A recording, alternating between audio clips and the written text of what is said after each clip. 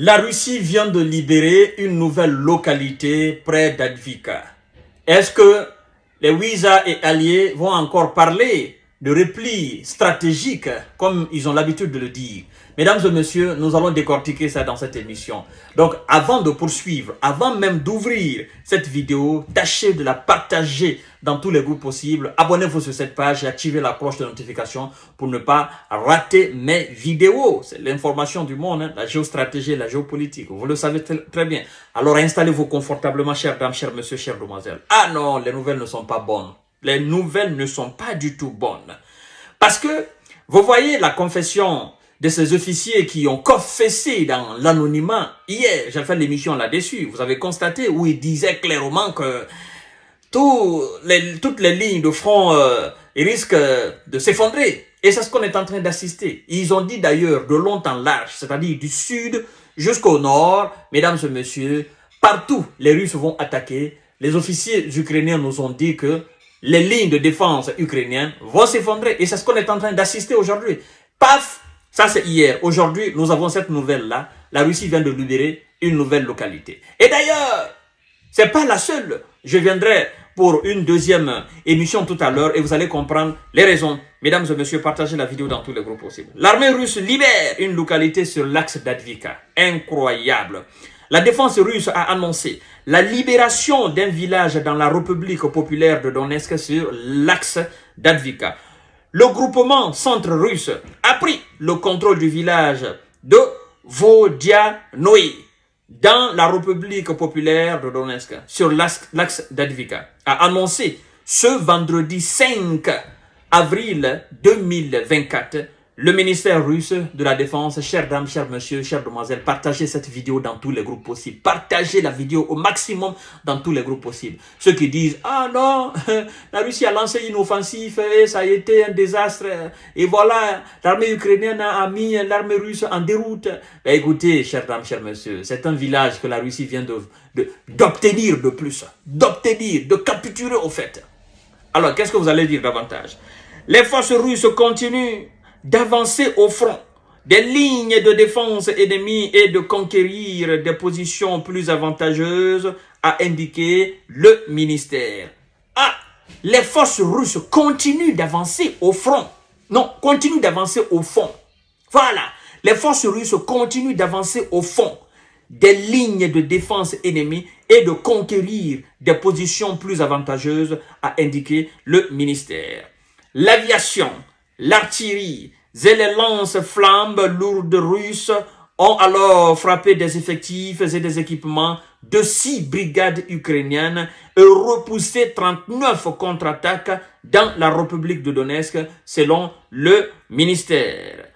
En une semaine, l'armée de Kiev et donc l'armée occidentale a perdu plus de 1695 soldats, 3 chars, 15 blindés de combat, 23 véhicules et 19 pièces d'artillerie seront la défense russe.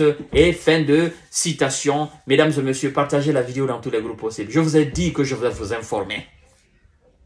Cette information passe par les informations qui nous viennent tout droit du front. On n'invente rien. Ah, de toutes les façons, on ne peut pas se permettre d'inventer quelque chose parce qu'on est suivi à la lettre.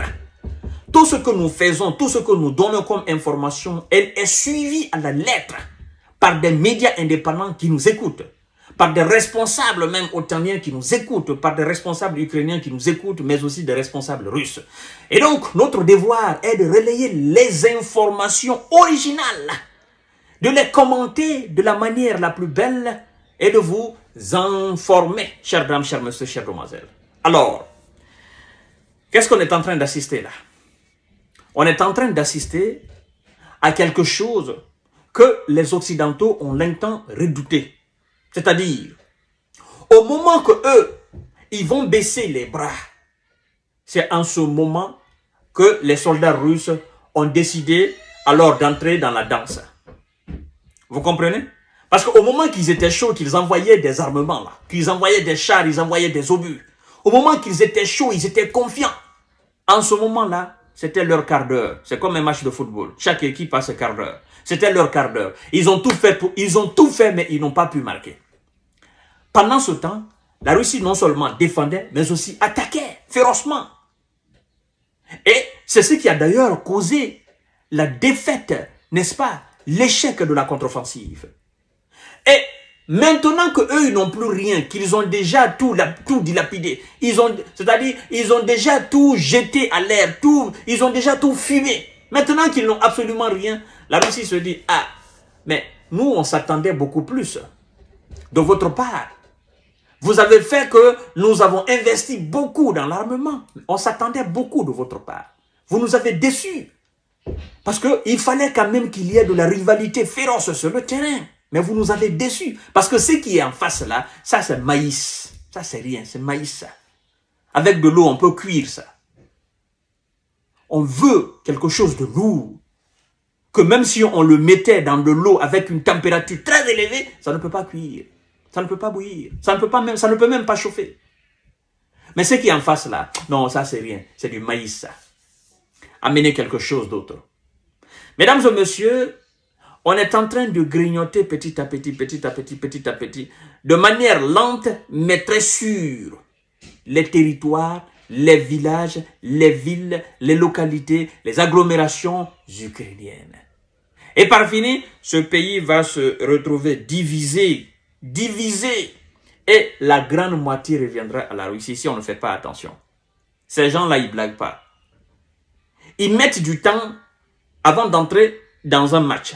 Mais une fois qu'ils entrent dedans, qu'ils s'installent, ah c'est fini. Ceux qui sont en face là, il faut que vous soyez aussi téméraires, vous soyez persévérants dans la constance. Et surtout, vous ne baissez pas les bras.